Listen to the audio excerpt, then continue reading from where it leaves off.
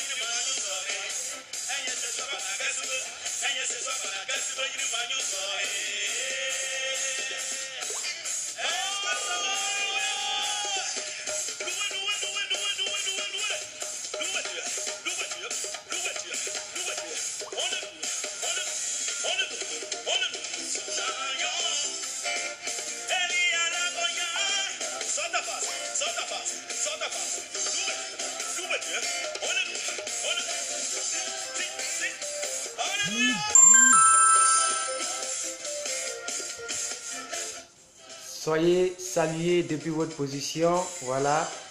Que Dieu vous bénisse abondamment. Que sa grâce soit avec chacun et chacune d'entre vous. Nous sommes là pour notre lecture de la Bible en un an. 179e jour de l'année 2018. 179e lecture par la grâce de Dieu. Je m'excuse pour ce long retard sur Facebook. Donc naturellement pour ce très long retard sur YouTube. Parce qu'il faut télécharger, il faut la mettre en ligne, tout ça. Ça prend du temps. Voilà, la gozunagnon. Dieu soit les miens. Hein? Bon, ça veut dire Dieu soit avec moi, un truc comme ça, voilà. Aujourd'hui est le 27. Voilà, on acclame le roi des rois.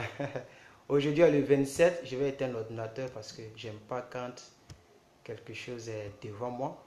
Aujourd'hui est le 27. Alors nous lisons Galates 3. Vous voyez à partir du verset 17. Ok. Jusqu'à la fin. Et nous lisons les 7 premiers versets du chapitre 4. Voilà. Merci Maman Christ pour le programme. Stéphanie Dupuis. Regarde. Jules Maurice Mila regarde. Bref. Attention, je n'ai même pas ma Bible à côté de moi. Excusez-moi, j'arrive.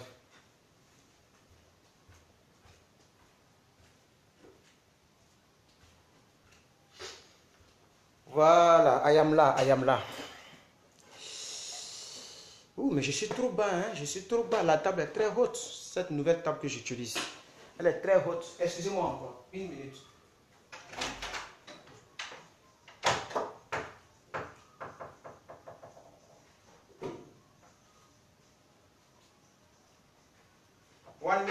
One minute. Je vais augmenter la taille. Voilà, je suis très bas. Comme ça au moins c'est bon. J'espère que vous me voyez quand même. Si vous me voyez, c'est bon. La lumière n'est pas trop ça, mais bon, on va faire avec. Ok. Alors, peuple de Dieu, nous sommes dans Galates chapitre 3. Galates chapitre 3 à partir du verset 17. Nous sommes toujours en train de lire dans ce chapitre-là la véritable vie chrétienne, ok? Voilà. Alors aujourd'hui, nous lisons ce thème. La loi ne posa aucune autre condition à l'alliance de foi avec Abraham. Il est écrit, voici ce que je veux dire. Un testament que Dieu a confirmé antérieurement, ne peut être annulée. Et ainsi, la promesse rendue sans effet par la loi survenue 430 ans plus tard. All right. Car si l'héritage venait de la loi, il ne viendrait plus de la promesse. Or, c'est par la promesse que Dieu a fait à Abraham ce don de sa grâce.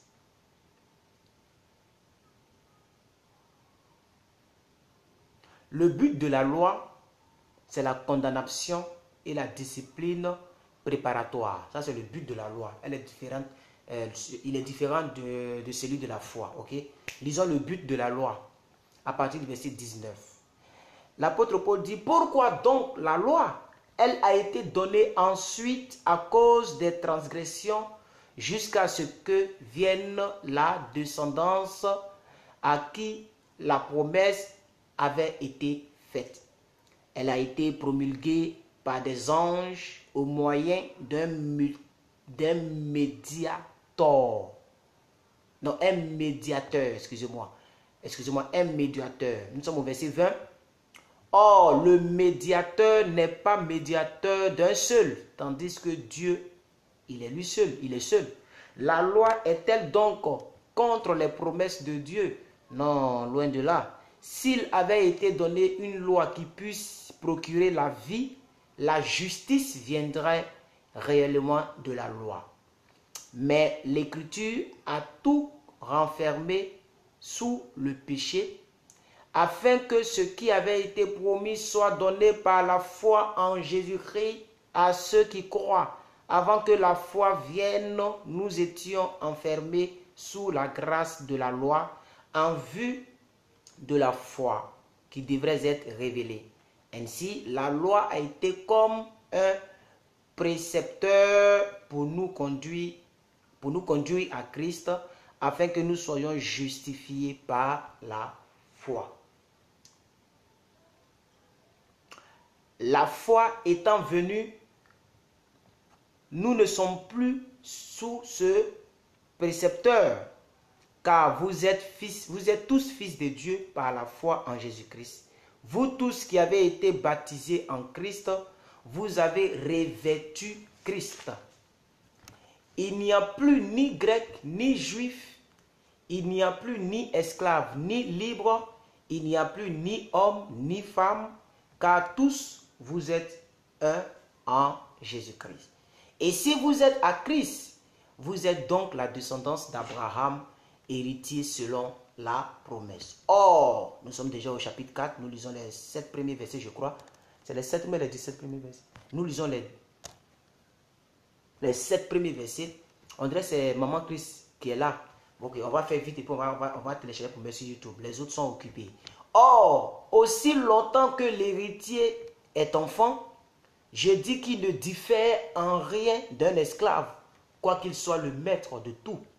Mais il est sous des tutelles et des administrateurs jusqu'au temps marqué par le Père.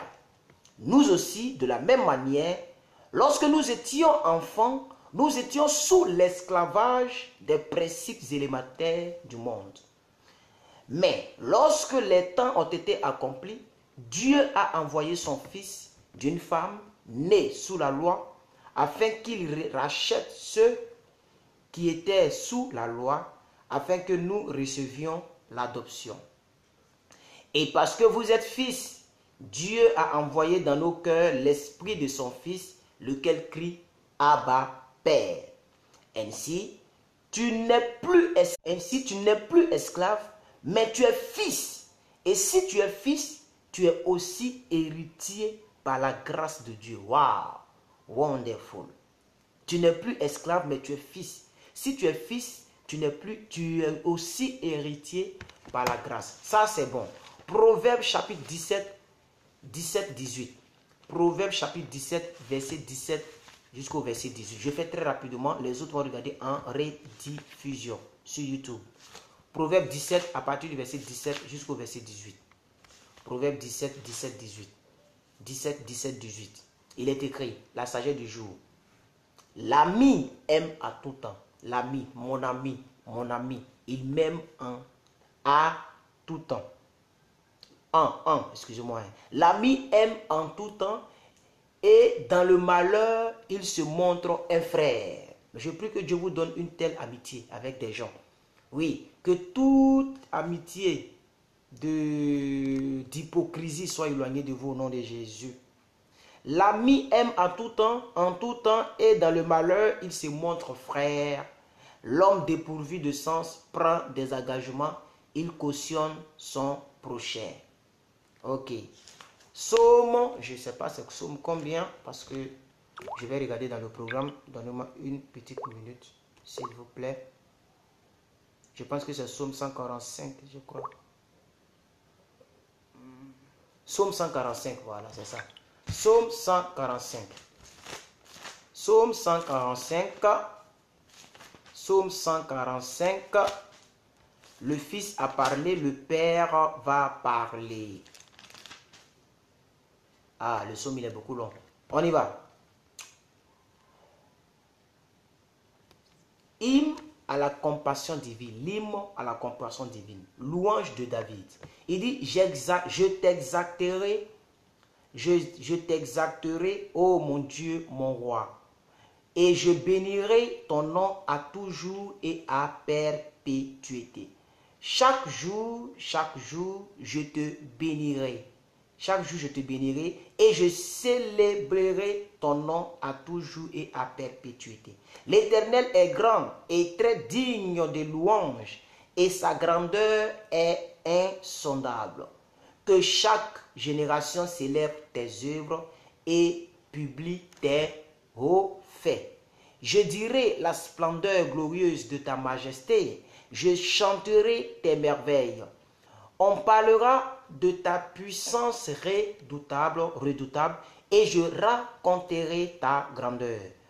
Qu'on proclame le souvenir de ton immense bonté et qu'on célèbre ta justice, l'Éternel est miséricordieux et compatissant. Nous sommes dans Psaume 145, au verset 8. L'Éternel est miséricordieux et compatissant, lent à la colère et plein de bonté. L'Éternel est bon envers tous et ses compassions s'étendent sur toutes ses voies. Toutes tes voies te loueront, ô Éternel, et tes fidèles te béniront. Ils diront la gloire de ton règne et ils proclameront ta puissance pour faire connaître aux fils de l'homme ta puissance et la splendeur glorieuse de ton règne.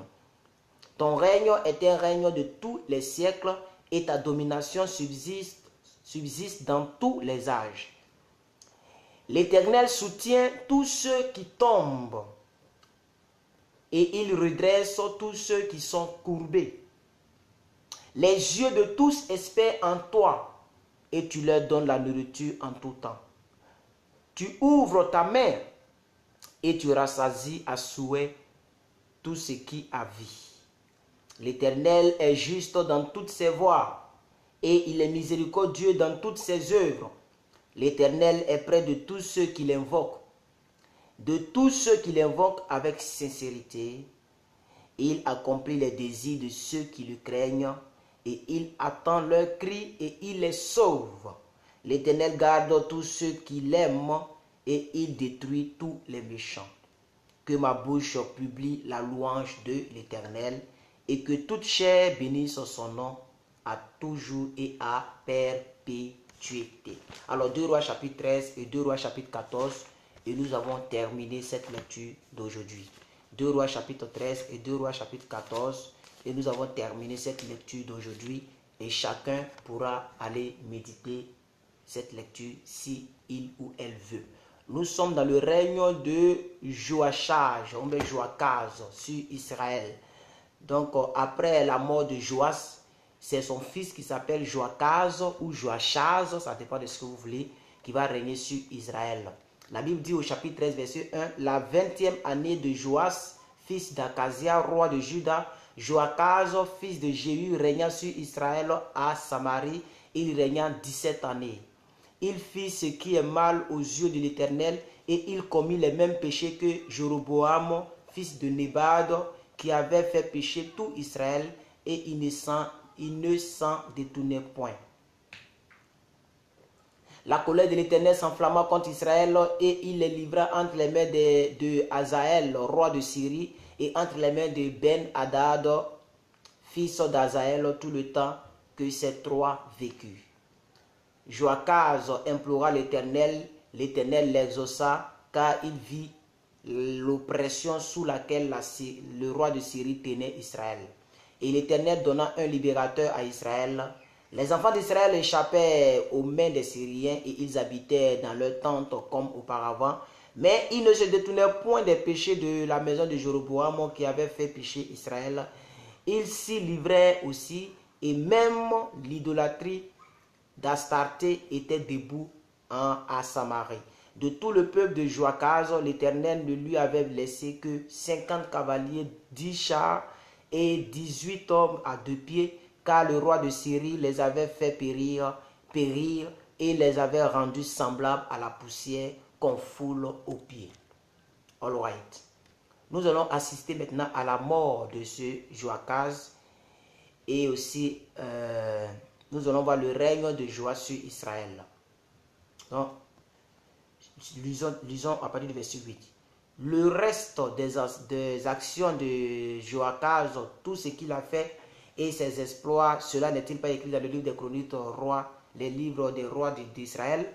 Joachaz se coucha avec ses pères et on l'enterra à Samarie et Joas, son fils, régna à sa place. Donc il y a deux Joas. Nous avons Joas, le fils, un autre fils. Le Joas, ce que nous avons lu, vous pouvez voir ça dans le verset 19 du chapitre 12. Et nous avons un autre Joas, le fils de Joachaz. Donc, il y a deux Joas. Joachaz se coucha avec ses pères et Joas, son fils, régna à sa place. La 37e année de Joas, roi de Juda, Joas, fils de Joachaz, régna. Donc, vous voyez, Joas, roi de Juda, et Joas, fils de Joachaz, régna sur Israël à Samarie. Il régna 13 ans. Il fit ce qui est mal aux yeux de l'Éternel. Il ne se détourna d'aucun des péchés de Jéroboam, fils de Nébat, qui avait fait pécher Israël. Il s'y livrait comme lui. Alors la mort de ce Joas, nous lisons la mort de ce Joas à partir du verset 12. Le reste des actions de Joas, tout ce qu'il a fait, ses exploits et la guerre qu'il a eue avec Amasia, roi de Juda, cela n'est-il pas écrit dans les livres des chroniques des rois d'Israël? Joas se coucha avec ses pères et Jéroboam s'assit sur son trône. Joas fut enterré en Samarie avec les rois d'Israël. Alors nous allons voir une parenthèse. Joas, homme de peu de foi. Élisée était atteint de la maladie dont il mourut. Donc Élisée était atteint de la maladie dont il mourut. Et Joas, roi d'Israël, descendit vers lui, pleurait sur son visage et dit, mon père, char d'Éternel et cavalerie. Élisée lui dit, prends un arc et des flèches. Ok, prends un arc et des flèches. Je suis beaucoup fatigué, c'est pourquoi je lis un peu bizarrement. Je suis beaucoup fatigué. Et il prit un arc et des flèches. Verset 16. Puis Élisée dit au roi d'Israël, bande l'arc avec ta main. Et quand il lui bandait de sa main, Élisée mit ses mains sur les mains du roi. Et il dit, ouvre la fenêtre de l'Orient. Et il l'ouvrit. Élisée dit, tire. Et il tira. Élisée dit, c'est une flèche de délivrance de la part de l'Éternel, une flèche de délivrance contre les Syriens. Tu battras les Syriens et affecte jusqu'à leur extermination. Verset 18. 2 Rois chapitre 13, verset 18. Élisée dit encore, prends les flèches. Et il les prit. Élisée dit au roi d'Israël, frappe contre terre. Et il frappa contre terre 3 fois et il s'arrêta. Shalom, maman prunelle de Dieu, bonne arrivée. L'homme de Dieu s'irrita contre lui et dit, il fallait frapper 5 ou 6 fois. Alors tu auras battu les Syriens jusqu'à leur extermination. Maintenant tu les battras 3 fois. Alors nous allons assister à la mort d'Élisée du verset 20 au verset 25 et nous finissons ce chapitre pour attaquer le chapitre 14 pour finir pour aujourd'hui. Pendant que nous sommes à notre quelle minute déjà, 21 minutes de la lecture. Élisée mourut et on l'enterra. L'année suivante, des troupes de Moabites pénétrèrent dans le pays et Pendant qu'on enterrait un homme, voici, on aperçut une de ses troupes et l'on jeta l'homme dans le sépulcre d'Élisée. Est-ce que vous suivez? C'est-à-dire, Élisée était déjà mort, il l'a déjà enterré. Maintenant, il y a des troupes, des Moabites. Des Moabites sont rentrés dans le pays. Donc, ils étaient en train d'enterrer un autre homme à côté du tombeau d'Élisée. Et pendant qu'on enterrait, il y a une troupe qui est rentrée. Donc, ils ont eu peur, ils ont laissé le cadavre dans le tombeau d'Élisée. Quelque chose va se passer. Regardez bien le verset 21. Et pendant qu'on enterrait un homme, voici, on aperçut une de ces troupes et l'on jeta l'homme dans le sépulcre d'Élisée. L'homme alla toucher les os d'Élisée et il reprit vie et se leva sur ses pieds. Waouh! Quelle dimension! Verset 22. Azaël, il était le roi de Syrie, avait opprimé Israël pendant toute la vie de Joachaz. Mais l'Éternel leur fit miséricorde et eut compassion d'eux, et il tourna sa face vers eux à cause de son alliance avec Abraham, Isaac et Jacob, et il ne voulut pas les détruire. Et jusqu'à présent, il ne les a point rejetés de sa face. Azaël, roi de Syrie, mourut, et Ben-Hadad, son fils, régna à sa place.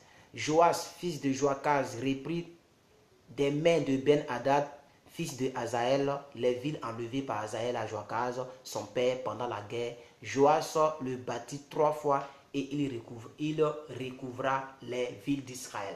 Nous sommes maintenant au dernier chapitre, chapitre 14, 2 Rois, chapitre 14, et nous terminons pour aujourd'hui. Le chapitre 14 fait 29 versets, on va aller un peu plus vite. Nous allons lire maintenant le règne d'Amasia sur Juda. 14, verset 1. La deuxième année de Joas, fils de Joachaz, roi d'Israël, Amasia, fils de Joas, roi de Juda, régna. Il avait 25 ans lorsqu'il devint roi et il régna 29 ans à Jérusalem. Sa mère s'appelait Jaodan de Jérusalem. Il fit ce qui est droit aux yeux de l'Éternel. Non, mais c'est quoi avec ces publicités sur mon téléphone? Ce téléphone-ci, mais c'est pas vrai. Il y a des publicités de Coupe du Monde, je ne comprends pas. C'est quel smartphone ça là encore? Oh, excusez-moi. Je reprends le verset 3. Il fit ce qui est droit aux yeux de l'Éternel, non pas toutefois comme David son père. Il agit entièrement comme avait agi Joas son père. Seulement, les hauts lieux ne disparurent point. Le peuple offrait encore des sacrifices et des parfums sur les hauts lieux. Quand j'étais encore à l'école primaire, lorsqu'on me disait le peuple, je mettais le verbe toujours au pluriel. Donc je mettais ENT. Parce que chez moi, quand on dit le peuple, il y a beaucoup de personnes dans le peuple. Ça me trompait toujours. Je me souviens très bien. Waouh, c'est pas facile. Papier, c'est pas facile. J'ai une pensée pour tous ceux qui passent le bac actuellement en Côte d'Ivoire. Si vous êtes amis avec moi et que vous êtes là, que Dieu vous accorde votre bac avec succès. Nous étions premiers de notre classe et puis nous étions majeurs en termes de points. On n'a pas été repêchés, non, on a dépassé tout ça. Voilà. J'ai eu 142 points au bac. Et qu'est-ce que j'ai dit? 242 points au bac. 242 points au bac. Ça, c'est magnifique. On n'a pas eu besoin de regarder dans ton livret si tu as moyenne de classe. Non. Que Dieu bénisse tous les bacheliers qui sont amis avec moi sur Facebook. Bref, verset 5. Lorsque la royauté fut affermie entre ses mains, il frappa ses serviteurs qui avaient tué le roi son père. Mais il ne fit pas mourir les fils de meurtriers selon ce qui était écrit dans le livre de la loi de Moïse, où l'Éternel donne ce commandement. On ne fera point mourir les pères pour les enfants, et l'on ne fera point mourir les enfants pour les pères, mais on fera mourir chacun pour son péché. Je prie que toute malédiction de tes parents qui te poursuivaient encore s'arrête aujourd'hui. Parce que la Bible dit on ne fera point mourir les enfants pour des pères. C'est pas normal. Ah oui, c'est pas normal. L'homme mourra chacun pour son péché. C'est ça qui est la vérité. Est-ce que vous avez compris? Verset 7, la Bible dit, il bâtit 10 000 Édomites dans la vallée du sel, et durant la guerre, il prit Séla et l'appela Jactaël, nom qu'elle a conservé jusqu'à ce jour. Alors nous lisons encore, peuple de Dieu, la défaite de ce roi-là, d'Amasia, roi de Juda. Ça défaite, à partir du verset 8. Alors Amasia envoya des messagers à Joas, fils de Joachaz, fils de Jéhu, roi d'Israël, pour lui dire, viens et affronte-nous. Viens et affrontons-nous. Et Joas, roi d'Israël, fit dire à Amasia, roi de Juda, l'épine du Liban envoya dire au cèdre du Liban, donne ta fille en mariage à mon fils. Et les bêtes sauvages qui sont au Liban passaient et foulaient l'épine. Tu as battu les Édomites et ton cœur s'élève. Jouis de ta gloire et reste chez toi. Pourquoi t'engager dans une malheureuse entreprise qui amènerait ta ruine et celle de Juda? Mais Amasia ne l'écouta pas et Joas, roi d'Israël, monta et ils s'affrontaient, lui et Amasia, roi de Juda, et Beth-Shemesh qui est à Juda. Juda fut battu par Israël et chacun s'enfuit devant sa tente. Joas, roi d'Israël, prit à Beth-Shemesh, Amasia, roi de Juda, fils de Joas, fils d'Akazia. Il vint à Jérusalem et fit une brèche de 400 coudées dans la muraille de Jérusalem, depuis la porte d'Éphraïm jusqu'à la porte de l'angle. Il prit tout l'or et l'argent et tous les vases qui se trouvaient dans la maison de l'Éternel et dans les trésors de la maison du roi. Il prit aussi des otages et il retourna à Samarie. Alors, donc Amasia est mort, alors Joas, lui aussi va mourir. Et puis Jéroboam II va régner sur Israël. Vous voyez un peu, donc il y a deux Jéroboam. Jéroboam et puis il y a Jéroboam II. Lisons cela. Nous sommes à partir du verset 15. 2 Rois, chapitre 14, verset 15. Le reste des actions de Joas, ce qu'il a fait, ses exploits et la guerre qu'il a eue avec Amasia, roi de Juda, cela n'est-il pas écrit dans les livres des chroniques des rois d'Israël? Alors Joas se coucha avec ses pères et il fut enterré en Samarie avec les rois d'Israël et Jéroboam, son fils, régna à sa place. Donc Jéroboam là, c'est le fils de Joas, donc on l'appelle ici Jéroboam II, okay? Pour ne pas confondre. Alors, nous lisons d'abord la mort d'Amasia et puis Azaria ou bien Osias va devenir roi de Juda. Donc, au fait, c'est plusieurs histoires qui sont collées. Ce n'est pas vraiment facile à cerner. Si tu ne lis pas bien, si tu ne suis pas avec nous bien, tu ne pourras pas bien comprendre. Il y a trop de choses ici dans le livre des rois. Au fait, ce sont les rois qui se sont succédés. Okay? C'est pourquoi on dit un roi, deux rois. Nous sommes dans 2 Rois chapitre 14 à partir du verset 17. Nous lisons. Amasia, fils de Joas, roi de Juda, vécut 15 ans après la mort de Joas, fils de Joachaz, roi d'Israël. Le reste des actions d'Amasia, cela n'est-il pas écrit dans le livre des chroniques, le livre des rois de Juda, en formant contre lui une conspiration à Jérusalem et il s'enfuit à Lachis. Mais on le poursuivit à Lachis où on le fit mourir. On le transporta sur des chevaux et il fut enterré en Jérusalem avec ses pères dans la ville de David. Et tout le peuple de Juda prit Azaria, âgé de 16 ans, et l'établit roi à la place de son père Amasia. Azaria rebâtit Élat et la fit rentrer sous la puissance de Juda après que le roi fut couché avec ses pères. Donc Jéroboam II, roi d'Israël, va reconquérir les territoires qui avaient été perdus conformément à la prophétie de l'homme de Dieu Joas. Nous lisons, nous sommes au verset 23. On finit au verset 29. La 15e année d'Amasia, fils de Joas, roi de Juda, Jéroboam, fils de Joas, roi d'Israël, régna à Samarie. Il régna 41 ans. Et il fit ce qui est mal aux yeux de l'Éternel. Il se détourna d'aucun des péchés de Jéroboam, fils de Nébat, qui avait fait pécher Israël. Il rebâtit les limites d'Israël depuis l'entrée de Hamath jusqu'à la mer de la plaine selon la parole de l'Éternel. Le Dieu d'Israël avait prononcé par son serviteur Jonas, le prophète, fils d'Amathaï et de Gath et ses Épher. Car l'Éternel vit l'affliction d'Israël à son comble, à l'extrémité à laquelle se trouvaient des réduits esclaves et l'homme libre, sans qu'il y ait promesse pour venir au secours d'Israël. Oh l'Éternel, n'avait point résolu d'effacer le nom d'Israël de dessus les cieux, et il les délivra par Jéroboam, fils de Joas. Nous lisons les 2 derniers versets pour aujourd'hui, pendant que nous sommes à notre 30 minutes, 14 secondes. Donc, Jéroboam II va mourir et puis Zacharie va régner. Vous connaissez au moins Zacharie. Donc, Zacharie va régner sur Israël. Lisons la mort de Jéroboam et demain, on va continuer avec la mort de Zacharie, et puis Osias, et puis etc., etc. Alors, le reste des actions, donc comme vous voyez comme ça, le reste des actions n'est-il pas écrit, c'est qu'il est mort. Le reste des actions de Jéroboam, tout ce qu'il a fait, ses exploits à la guerre et comment il fit rentrer sous la puissance d'Israël, Damas et Hamath qui avaient appartenu à Juda, cela n'est-il pas écrit dans le livre des chroniques des rois d'Israël? Jéroboam II se coucha avec ses pères et avec les rois d'Israël et Zacharie, son fils, régna à sa place. Donc Zacharie est le fils du deuxième Jéroboam. Jéroboam est le fils de Joas, etc., etc. Parole du Seigneur. Que Dieu vous bénisse, portez-vous bien. Et je vais m'absenter dans quelques temps. Je vais faire une vidéo explicative pour m'absenter. Et déjà, je dis d'avance aux quelques personnes qui regardent, voilà. Je vais m'absenter pour 1 ou 2 semaines et sur les réseaux sociaux parce que je dois aller quelque part. Je dois bouger un peu, mais je reviens très tôt, ok?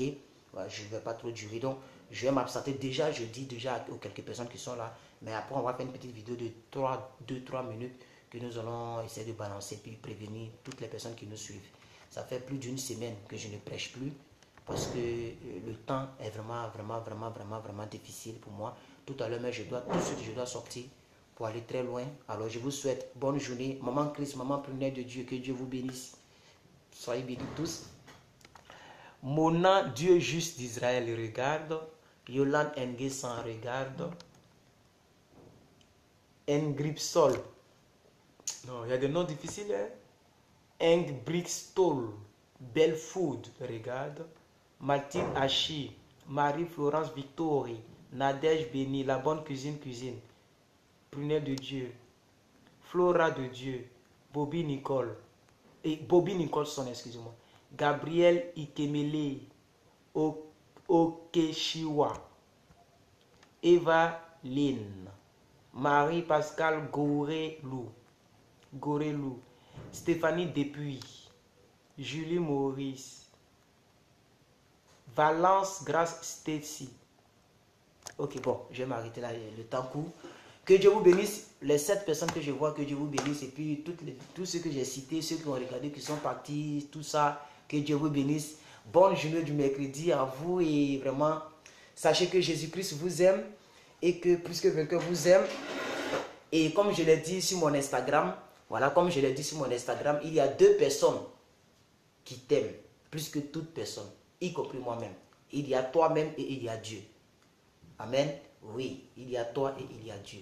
Alléluia. Voilà. Il faut t'aimer tel que tu es. Sois fier de toi, même si tu es mince, tu es grosse, tu es célibataire, tu es marié, tu es maltraité, tu es triste. Sois fier de toi. Parce que c'est toi, tu es ton premier fan. Tu es ton premier fan. Sois fier de toi. Ok? Alléluia. Est-ce que vous comprenez un peu? Oui. Et aie foi en toi. Tu peux réussir et tu vas réussir. Si toi, avec Christ, avec Dieu, nous ferons des espoirs. Ne te minimise pas. Arrête de pleurer. Arrête d'être triste. Et arrête d'en vouloir à tout le monde. Non. Non. Même ta propre maman, quand tu prends de l'âge, elle n'est plus responsable de ta vie. Bats-toi pour réussir dans cette vie. Sois juste. Hein? Sois juste et cherche ton pain. Est-ce que vous comprenez un peu? Voilà, c'est la petite exhortation que je peux donner comme je ne prêche pas ces temps-ci. Sois juste et cherche ton pain. Ok? Voilà, et puis vis dans la droiture. Et tu verras que l'Éternel ne t'oubliera pas. Portez-vous bien. Ciao.